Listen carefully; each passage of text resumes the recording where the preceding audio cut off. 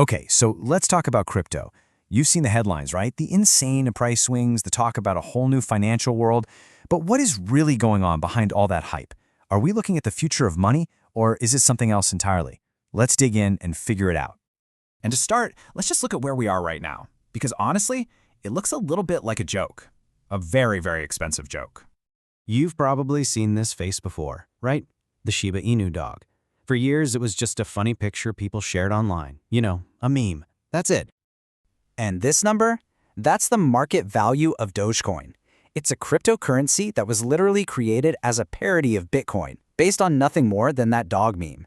And it's worth $64 billion. I mean, this just perfectly captures how wild things are. A currency that began as a total joke is, at times, worth more than massive corporations that, build cars or generate electricity for our homes. Companies that do real, tangible stuff. And trust me, it is not just Dogecoin. There's a whole zoo of these meme coins out there. We're talking about money pouring into assets based on little more than internet hype, a funny picture, and this collective hope that everyone can get rich quick. So, the big question is, how on earth did we get here? How did this happen? Well, to understand that, we've got to rewind a little bit, because before the meme coins, the hype machine was running on a completely different kind of fuel. And that fuel was NFTs, non-fungible tokens. You almost certainly remember them as that digital art craze that just seemed to take over the entire world for a while. Back in 2021, the world went absolutely bonkers for NFTs. You had celebrities, athletes, influencers. Everyone was rushing to drop millions of dollars on digital pictures. Most famously, pictures of these bored-looking apes. And here is a perfect example. In January 2022, Justin Bieber gets on social media and tells his 250 million followers that he just bought this specific Bored Ape NFT for a cool $1.3 million. So what happened to that massive investment? Well, that's where this gets really interesting. Today, that exact same NFT is worth about $57,000. That's a loss of over 95%. Ouch. And look, Bieber's story wasn't some fluke. It was basically the blueprint for the whole boom. The entire thing seems to have been built on a foundation of celebrity hype that just fell apart as soon as the river of new money started to dry up. But these bizarre bubbles, the NFTs, the meme coins, they didn't just appear out of nowhere. They actually grew out of a much older and way more powerful idea, one that was born from a moment of global crisis. To really get it, we have to go all the way back to 2008. The financial world was on fire. Banks were failing, people were losing their homes, and trust in the whole system just hit rock bottom. And right in the middle of all that chaos, a new idea sparked.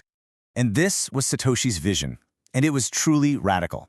A global, digital currency that no government, no bank could ever control, censor, or devalue. This dream of a decentralized world, free from the mistakes of the old one, was incredibly appealing.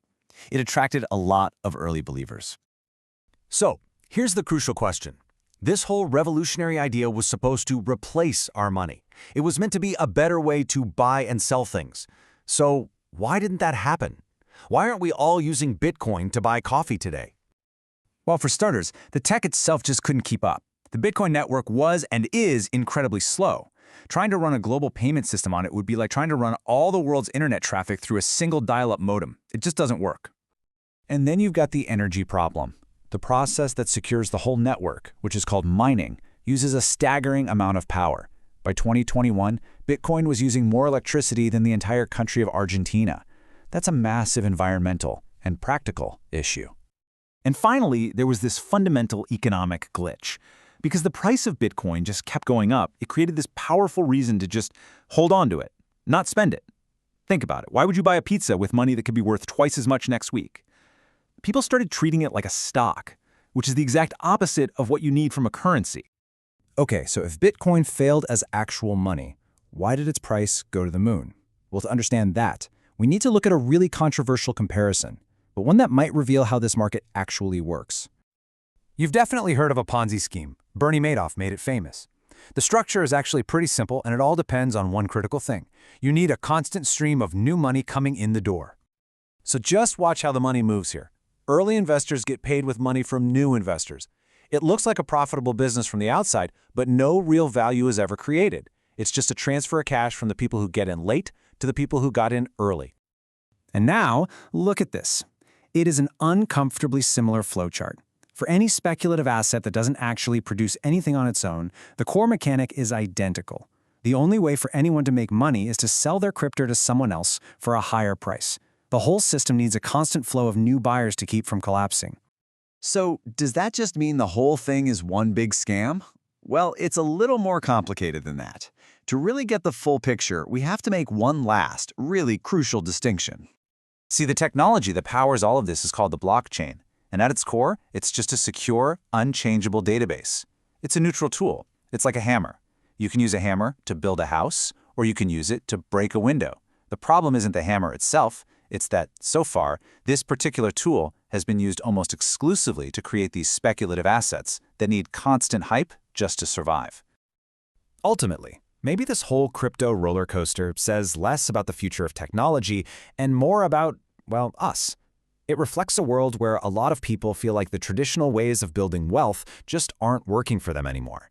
And when that happens, they start chasing long-shot bets in a big digital casino. The real question isn't just about the tech, but about the economic anxieties that keep feeding the hype machine.